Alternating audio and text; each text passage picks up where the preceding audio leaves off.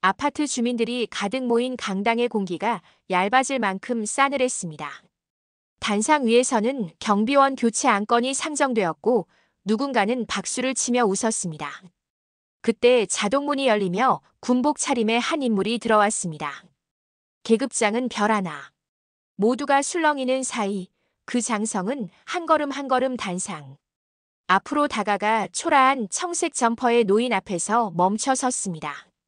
그리고 거수 경례를 올렸습니다. 특수전 백호. 오랜만입니다. 웅성거림이 멎었습니다. 장성의 목소리는 흔들림이 없었습니다. 이분은 우리 군의 전설입니다. 지금 당장 사죄하십시오. 웃음소리는 사라지고 얼굴들이 굳어갔습니다. 경비 아저씨는 아무 말도 하지 않았습니다. 다만 손등 위로 깊게 파인 흉터가 그가 오래전 어디에 있었는지를 조용히 증언하고 있었습니다. 좋아요와 구독 부탁드립니다. 여러분의 한 번의 클릭이 다음 이야기를 만들 힘이 됩니다. 하지만 충분하지 않은 사람들이 있었습니다. 입주자 대표회장 윤미라 그리고 그의 아들 민기. 윤미라는 회의 때마다 경비 노동은 과하다, 비용을 줄여야 한다고 말했습니다. 합리화라는 말 뒤에 겹겹이 포장된 인색함은 결국 누군가의 숨을 더 빠르게 만들 뿐이라는 사실을 그녀는 모르는 척했습니다. 민기는 새벽에 술에 취해 들어와 주차 차단봉을 발로 차고 경비실 창문을 두드리며 욕설을 뱉었습니다. 한 번은 비 내리던 밤이었습니다. 민기는 차 키를 맡아달라며 운전석에서 몸을 일으키지도 않았습니다. 박만수는 우산을 들어 차문을 받치고 조심스레 키를 받았습니다. 잠깐의 침묵 끝에 민기는 말했습니다. 내가 누군지 알아. 이 아파트에서 제일 비싼 평수에 사는 사람 아들이야. 박만수는 대답하지 않았습니다. 그에게 사람은 평수로 나누는 존재가 아니었습니다. 낮에는 택배 실명제 전표들이 산처럼 쌓였습니다. 박만수는 꼼꼼히 분류했습니다. 모서리가 찢어진 박스는 테이프를 덧붙이고 유리 표시가 없는 박스에는 빨간 펜으로 유리 조심이라고 적었습니다. 어느 날 그는 택배 속에서 작은 플리폰을 발견했습니다. 반송 박스였습니다. 주소는 오래전에 철거된 막사 발신인은 이름 대신 어린 백호라고 적혀 있었습니다. 반송 사유는 수취인 불명. 폰을 열자 문자 한 줄이 보였습니다. 백호님, 12월 28일 해제됩니다. 꼭 찾아뵙겠습니다. 그 날짜가 다가올수록 그의 손끝은 더 조용해졌습니다. 그 조용함에서 종종 고요가 아니라 결심이 들렸습니다. 박만수의 오른쪽 발목에는 오래된 부상이 있었습니다. 비 오는 날이면 가끔씩 절었습니다. 주민들은 그것조차 게으름의 이유로 해석했습니다. 회장 윤미라는 관리소장과 함께 말했습니다. 더 젊은 경비로 교체하면 반응 속도가 좋아지고 민원도 줄어든다. 숫자로 줄이고 표로 정리하고 도장을 찍으면 무엇이든 합리적이 되는 세상에서 한 인간의 세월은 칸과 칸 사이에 흘러넘치는 잡음일 뿐이라고 그들은 믿으려 했습니다. 이 아파트는 외관만큼이나 서류도 번듯했습니다.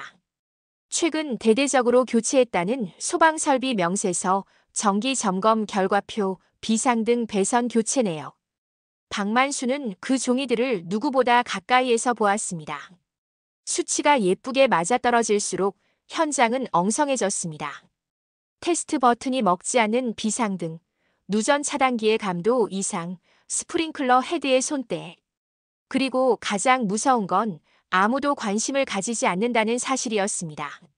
사람들은 더 빠른 엘리베이터와 더 좋은 조경을 원했지만 가장 기본적인 안전은 회의록의 마지막 페이지에 밀려 있었습니다. 그는 손때 묻은 노트를 하나 들고 다녔습니다. 누가 언제 무슨 말을 했는지, 어떤 설비가 어떤 소리를 냈는지 기록했습니다. 작은 글씨는 때때로 떨렸고 가끔은 눌렀었습니다. 어느 날 관리소장이 그 노트를 발견했습니다. 이건 뭡니까? 박만수는 천천히 대답했습니다. 혹시 모를 때를 대비한 기록입니다. 관리소장은 웃었습니다. 혹시 모를 때라니 드라마라도 찍으십니까? 그러면서도 소장은 노트를 끝까지 넘기지 않았습니다.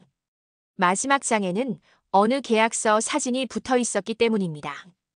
계약서 하단에는 미세한 수정 테이프의 흔적, 그 밑으로 스며든 잉크의 문양, 금액이 바뀌어 있었습니다. 재난약품 구입비와 외주 점검비가 교묘하게 뒤바뀌어 있었죠. 그날 밤 박만수는 택배실에 숨어 들어간 누군가의 그림자를 봤습니다. 그는 일부러 인기척을 냈습니다. 그림자는 잠깐 머뭇거리더니 사라졌습니다. 다음 날 택배실 카메라 적외선 로그는 삭제되어 있었습니다. 관리실은 말했습니다. 오래되어 오류가 났을 거라고. 하지만 박만수는 카메라 전면을 한 번도 가리지 않았습니다. 그가 한 건 단지 각도 조정이었습니다. 약간 아래로 택배실 확성기가 달린 위치를 살짝 옆에서 비추고 있었죠. 삭제된 로그 사이로 이상한 프레임 하나가 남아 있었습니다. 민기의 동그란 스냅백 챙, 그리고 계약서, 서류 봉투. 시간은 그를 기다리지 않았습니다. 회장이 야간 근무 강화를 지시했고 휴게 시간 축소를 서류상동에 처리했습니다. 박만수의 도장은 그날 찍지 않았습니다. 대신 관리소장이 대신 찍어두었습니다. 나중에 얘기합시다. 그의 도장이 아니었습니다. 그는 항의하지 않았습니다. 항의하면 그날 밤이 끌려 나오고 다음 날의 일을 할 수 없다는 걸 그는 누구보다 잘 알고 있었습니다. 오래전부터 그는 싸우는 방식에 두 가지가 있다는 걸 배웠습니다. 큰 소리로 지금 이기는 방식, 그리고 조용히 나중을 준비하는 방식. 그는 후자를 택했습니다. 12월 20일 새 입주가 하나 들어왔습니다. 군용 삭발을 한 중년 남자는 깔끔하게 대문자를 쓰는 사람이었습니다. 이름은 장호열. 겉으로는 단순히 새로 입주한 주민이었지만 사실 그는 오랫동안 한 사람을 추적해왔습니다. 군 내부에서조차 전설처럼만 회자되던 이름 백호. 전우들을 위해 목숨을 걸고 작전을 완수했지만 이후 기록에서 사라진 인물. 장호열은 그가 여전히 살아있다는 소문을 듣고 직접 확인하기 위해 이 아파트에 일부러 입주한 것이었습니다. 그는 입주 첫날부터 경비실을 유심히 바라봤습니다. 다른 이들에게는 그저 구부정한 노인에 불과했지만 장호열의 눈에는 손동작 하나, 발걸음 하나까지 낯설지 않았습니다. 오직 실전을 견딘 자만이 가진 움직임. 장호열은 그 순간 확신했습니다.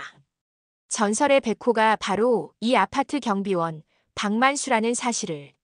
12월 24일 밤 아파트 지하 2층 창고에서 타는 냄새가 났습니다. 처음엔 누군가의 전기장판이 문제였다고들 말했습니다. 나중에 밝혀진 바에 따르면 소방점검업체와 관리실이 비용을 아끼려 일부 회로를 우회하고 스프링클러 감지기를 꺼둔 채 복구하지 않았습니다. 그날 밤은 바람이 안에서 밖으로 불었습니다. 불길은 소리 없이 커졌고 연기는 계단을 타고 솟구쳤습니다. 경보음은 울리지 않았습니다. 박만수는 순찰 중이었습니다. 계단 끝에서 올라오는 연기 냄새를 맡는 즉시 그의 몸은 먼저 움직였습니다. 엘리베이터는 정지, 경비실 마이크로 방송, 비상등 위치 재확인, 그리고 분산 대피. 그는 단어를 3개로 나눠 마음속에서 크게 붙였습니다. 위로, 바람, 줄. 그가 배운 건 화려한 기술이 아니었습니다. 사람을 살리기 위한 가장 단순하지만 가장 고집스러운 원칙들이었습니다. 그는 층별로 두드렸습니다. 문을 열지 않는 집엔 짧고 굵은 노크를 3번 침착하게. 놀란 아이가 울음을 터뜨렸고 어르신은 약봉지를 챙기느라 허둥댔습니다. 그는 물수건을 나눠주며 말했다고 합니다. 숨을 아껴주세요. 눈을 감지 마세요. 말을 짧게. 그가 마지막으로 내려간 곳은 지하였습니다. 민기가 그곳에서 쓰러져 있었습니다. 술에 취해 차 안에서 잠든 뒤 연기가 차로 들어오자 비명을 지르며 문을 흔들었습니다. 차키는 찾을 수 없었고 손가락은 문을 긁어 피가 났습니다. 박만수는 망설이지 않았습니다. 삼각창을 가격해 잠금 장치를 풀고 민기를 끌어냈습니다. 연기가 더 진해졌습니다. 그는 허리띠를 벗어 소화전 호스에 묶었습니다. 손바닥 굳은 살이 호스를 감았고 발 뒤꿈치가 지하 난간을 채웠습니다. 그 자세는 오래전 비슷했습니다. 그러나 이번에는 누구도 명령하지 않았습니다. 그는 스스로를 묶었고 스스로의 이름을 불렀습니다. 내가 할 수 있는 건 사람을 살리는 일뿐. 지상으로 올라왔을 때 비상등 2개가 꺼졌습니다. 그는 손전등으로 공기를 쐐기처럼 가르며 앞을 비췄습니다. 그 빛 끝에 아이의 얼굴이 떨렸습니다. 박만수는 아이를 안았습니다. 아이의 어머니는 계단참에서 주저앉아 울었습니다. 그 울음이 높아졌다 낮아지고 다시 높아질 때쯤 소방차 사이렌이 들렸습니다. 그리고 소방차가 도착했을 땐 이미 복도의 절반은 사람이 빠져나가 있었습니다. 그날 새벽 관리소장은 박만수에게 말했습니다. 무단으로 시설을 파손하고 업무를 넘어서는 행동을 했다며 책임을 묻겠다고. 스프링클러 헤드를 빼고 비상문을 부수고 경보를 임의로 조작했다는 이유였습니다. 거기에는 한 줄이 더 적혀 있었습니다. 긴급 상황 대응 지침 미준수. 박만수는 사인을 요구받았습니다. 그는 사인하지 않았습니다. 대신 노트를 꺼내 복사한 페이지를 회장실의 책상 아래에 살짝 밀어 넣었습니다. 다음 날 그 페이지는 회장실 쓰레기통에서 구겨진 채 발견되었습니다. 12월 25일 주민 게시판에는 경비 교체 관련 임시회의 공고가 붙었습니다. 1년의 안전사고와 친절도 저하를 이유로 교체 필요성이 제기되었다는 설명이었습니다. 댓글에는 익명으로 무책임하다는 말과 과잉 대응이라는 말이 뒤섞였습니다. 그 사이 한 줄의 댓글이 조용히 올라왔습니다. 어젯밤 내 아이를 안아 올린 손은 뜨겁지 않았습니다. 차갑고 단단했습니다. 그 손을 잊지 못할 것입니다. 그러나 댓글은 곧 묻혔습니다. 12월 26일 저녁 우편함에 초대장이 하나 들어왔습니다. 훈장이 아니라 소박한 저녁 식사 초대장이었습니다. 보낸 사람은 402호 변호사 김유나. 집에서 밥을 먹고 가라는 서툰 초대였습니다. 박만수는 마음을 망설이다가 문 앞에서 돌아섰습니다. 얼마 뒤 다시 돌아와 초인종을 눌렀습니다. 식탁은 따뜻했습니다. 김유나는 그의 손등을 유심히 봤습니다. 흉터가 많네요. 박만수는 말하지 않았습니다. 대신 젓가락을 내려놓으며 눈을 들었습니다. 그리고 아주 오래전 자신이 버린 이름 하나를 생각했습니다. 12월 28일. 플리폰의 문자에 적힌 날. 오후 2시 관리사무소 앞엔 여러 사람이 모였습니다. 기자도 있었습니다. 누군가는 누군가를 부른 것이었습니다. 회장 윤미라는 어색한 미소를 준비했습니다. 교체를 투명하게 주민들의 의견을 충분히 반영하겠다고 말할 참이었습니다. 그때 자동문이 열리며 군복 차림의 사람이 들어왔습니다. 장호열 준장이었습니다. 그는 주민들에게 인사를 하지 않았습니다. 대신 경비실로 곧장 걸어갔습니다. 박만수는 의자에서 천천히 일어섰습니다. 두 사람은 서로를 보았습니다. 장호열은 거수 경례를 했습니다. 박만수는 경례를 받지 않았습니다. 대신 고개를 숙였습니다. 조용히. 강당에 사람들이 모였습니다. 회장은 준비한 대로 말했습니다. 어젯밤과 그제 밤의 사건들을 들어 우리는 경비 인력을 전문업체로 교체하려 합니다. 그 비용은 오히려 절감되고 서비스는 높아질 것입니다. 그 순간 장호열이 마이크를 잡았습니다. 목소리는 낮았고 단어는 단단했습니다. 이분은 박만수. 작전명 청해의 밤 비공개 훈장 대상자. 작전 기록은 최근에서야 일부 해제되었습니다. 그가 하사였을 때 그는 팀장을 잃은 팀을 수습하고 스스로 책임을 뒤집었었습니다. 그래서 그는 군을 나왔고 누구도 그를 알지 못했습니다. 그런데 어젯밤 그는 다시 팀장이었습니다. 아무도 그에게 명령하지 않았지만 그는 사람을 살렸습니다. 사람들은 웅성거렸습니다. 회장은 미소를 유지하려 했지만 입꼬리가 떨렸습니다. 그때 402호 변호사 김윤아가 앞에 나왔습니다. 그녀는 USB를 꺼냈습니다. 엘리베이터 CCTV, 지하 2층 스프링클러 헤드, 관리실 통화 녹음입니다. 통화 녹음에는 익숙한 목소리가 있었습니다. 회장의 목소리였습니다. 우리는 점검만 한 걸로 처리합시다. 알람은 자꾸 오작동을 일으키니 한동안 꺼두었다가 연초에 다시 켭시다. 비용은 다음 분기에서 빼죠. 관리소장의 답은 짧았습니다. 알겠습니다. 순간 강당의 공기가 바뀌었습니다. 누군가 자리에서 벌떡 일어났다가 다시 주저앉았습니다. 그 와중에 민기의 얼굴은 창백했습니다. 그의 손등에는 상처가 아직 아물지 않았습니다. 그는 지난밤 자신을 끌어낸 손의 온도를 기억했습니다. 그는 자리에서 일어나려 했지만 회장의 눈빛은 매서웠습니다. 앉아. 민기는 다시 앉았습니다. 눈동자는 흔들렸습니다. 장호열은 말을 이었습니다. 박만수라는 이름을 모르는 건 죄가 아닙니다. 그러나 눈앞에서 일어난 일을 부정하는 건 책임입니다. 이분은 어젯밤에 그리고 오래전에 사람을 살렸습니다. 전설은 과거형이 아닙니다. 지금도 살아 움직이는 이름입니다. 그는 몸을 돌려 박만수를 향해 또 한 번 경례했습니다. 이 경례를 오늘 기록해 주십시오. 그는 웃지도 않았고 울지도 않았습니다. 다만 표정 하나가 잠깐 흔들렸습니다. 그렇게 무너졌던 시간들이 조금 늦게라도 제자리를 찾아가는 소리였습니다.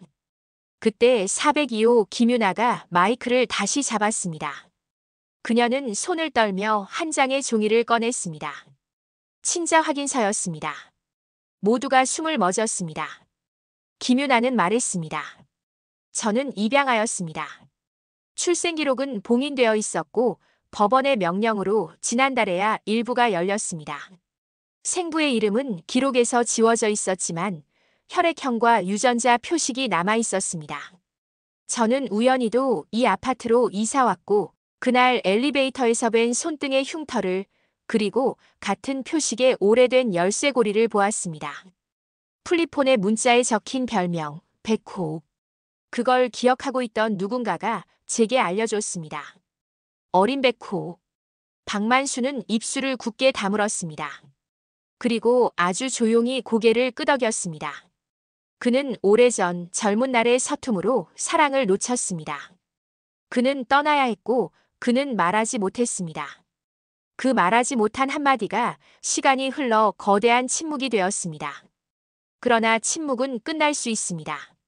누군가가 손을 내밀면 강당 맨 끝줄에서 누군가가 박수를 치기 시작했습니다. 서툰 박수였습니다. 곧이어 여러 사람이 따라 쳤습니다. 박수는 시끄러운 소리가 아니라 오래 묵은 공기의 먼지를 털어내는 소리처럼 들렸습니다. 그 사이에 회장의 휴대폰이 울렸습니다. 번호에는 관할 소방서장의 이름이 떠 있었습니다. 통화는 짧았습니다. 조사팀이 곧 도착할 것입니다. 회장의 얼굴은 말랬습니다. 그녀는 마지막으로 단상 위에서 무언가를 말하려 했지만 목소리는 나오지 않았습니다. 말 대신 서류들이 바닥에 떨어졌습니다. 그 서류들 사이로 보인 건 누군가의 서명 위에 덧대어진 수정 테이프의 틈이었습니다.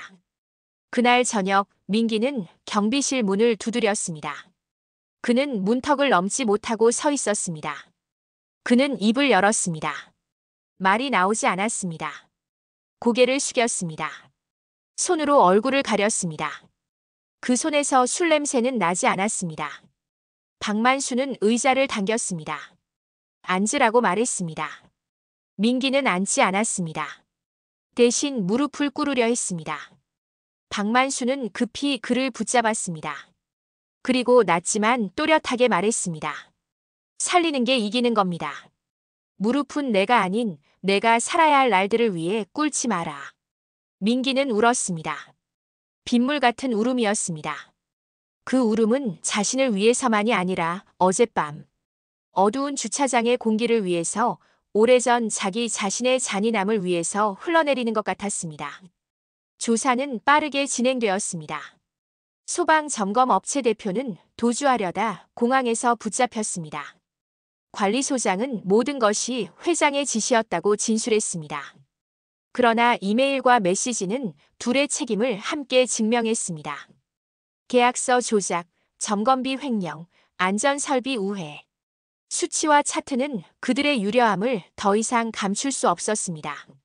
수치가 유죄를 말했고 차트가 죄를 그렸습니다. 회장은 기소되었습니다. 그녀는 인터뷰에서 누구나 하는 일을 했을 뿐이라고 말했습니다. 그러나 화면의 자막 아래로 지난밤의 녹음 파일이 반복되어 깔렸습니다. 모두가 조용히 숨을 들이마셨습니다. 그 사이 박만수는 병원에 갔습니다. 연기 흡입 후유증 검사였습니다. 의사는 폐에 작은 흔적이 남았다고 말했습니다. 그 흔적은 시간이 지날수록 흐려질 것이라 했습니다. 박만수는 웃었습니다. 그의 몸에 남은 흉터들은 결코 완전히 사라지지 않을 겁니다. 그러나 그는 흉터를 싫어하지 않았습니다. 흉터는 무언가를 지나왔다는 증거입니다. 닿았다는 증거이고 견뎠다는 기록입니다. 살아있다는 문장입니다. 며칠 후 아파트 로비에서 작은 행사가 열렸습니다. 화려한 현수막 대신 탁자 위에 놓인 하얀 국화 다발 하나. 주민 대표가 바뀌었고 새 대표는 조용히 인사했습니다. 오늘의 주인공은 박만수 경비원입니다. 아니, 경비원이라는 말보다 더 먼저 불러야 할 이름이 있습니다. 전우, 아버지, 이웃. 장호열 준장은 다시 한번 경례했습니다. 이번엔 더 많은 손이 올라갔습니다. 경례가 아니라 손을 가슴에 얹는 동작이라도. 손들이 달라붙었습니다.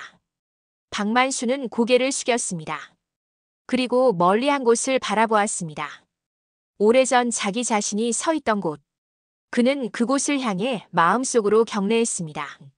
402호 김윤아는 행사 내내 울지 않으려 애썼습니다. 그러다 끝나자마자 박만수에게 다가와 말했습니다. 서툴고 어색한 호칭이 입술에서 튀어나오기까지 몇 초가 걸렸습니다. 아버지. 박만수는 대답하지 못했습니다.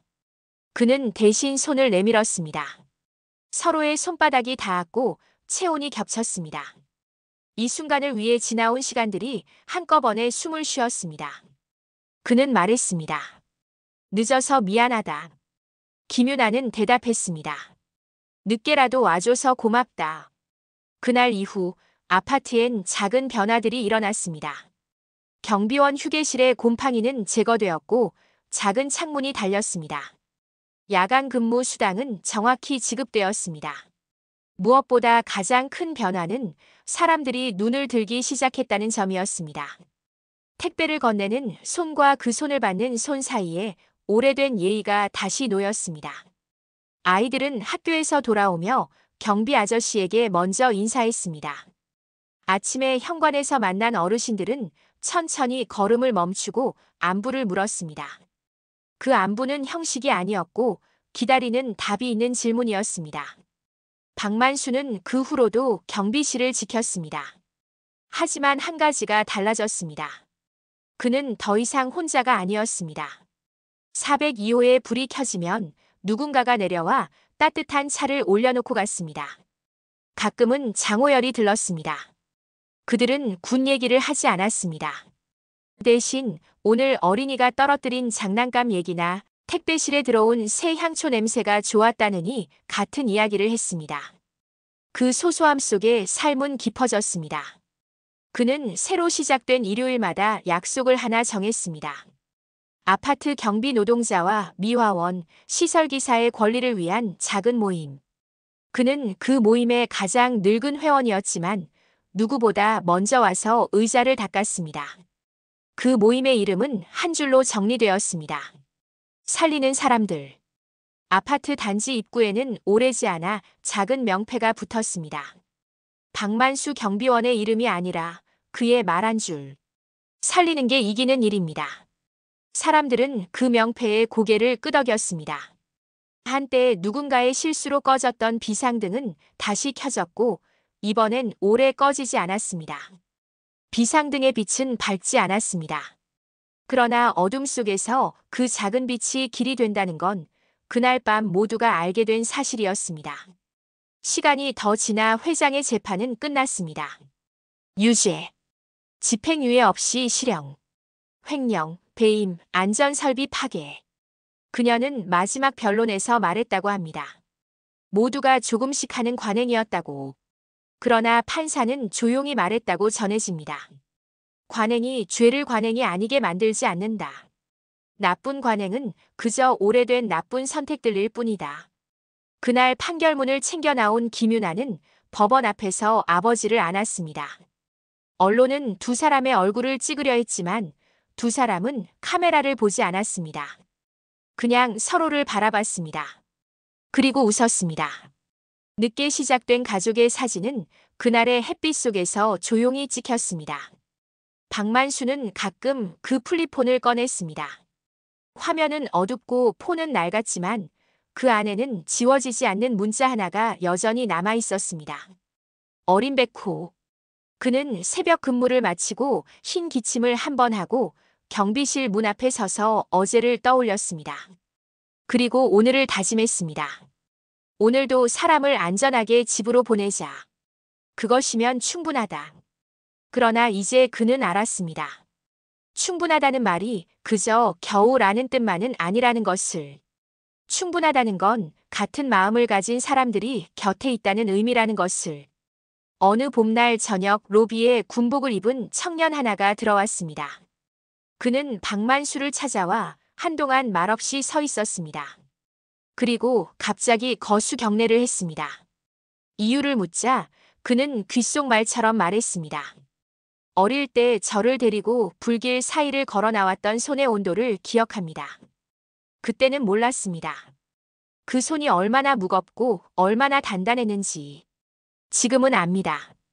저도 이제 사람을 살리고 싶습니다. 박만수는 웃었습니다. 그리고 경례를 받지 않았습니다. 대신 청년의 어깨를 두드렸습니다. 그의 어깨는 뜨거웠습니다. 봄날의 햇살 같았습니다. 그의 발목은 여전히 비 오는 날이면 조금 저렸습니다. 그러나 그 절뚝임은 이제 누군가의 조롱이 아니라 시간이 남긴 필체로 읽혔습니다. 누구는 그걸 보고 말했습니다. 참 단단한 사람이구나. 오래 걸어온 사람의 걸음이구나. 그의 삶은 화려하지 않았습니다. 전설이라는 말과 상관없이 그의 하루는 여전히 새벽 4시에 시작해 밤 11시에 끝났습니다. 그러나 이제 이 하루는 조금 다르게 빛났습니다.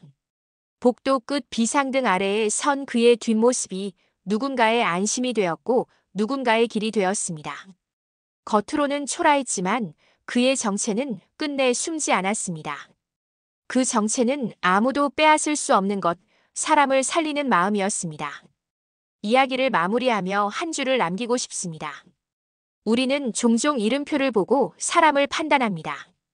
그러나 어떤 이름은 가슴 안쪽에서 빛납니다. 비상등처럼 작지만 꺼지지 않는 빛. 그 빛이 누군가의 어제를 건너 오늘을 지키게 합니다. 그리고 그 빛을 가진 사람들이 이 도시의 새벽을 다시 켭니다. 끝까지 함께 해주셔서 감사합니다. 구독과 좋아요는 새로운 이야기들을 만드는 가장 큰 힘입니다. 여러분이 본 가장 잊히지 않는 이웃의 이야기를 댓글로 들려주세요. 다음 화에서는 여러분의 사연이 누군가의 길을 비추는 비상등이 될 수 있습니다.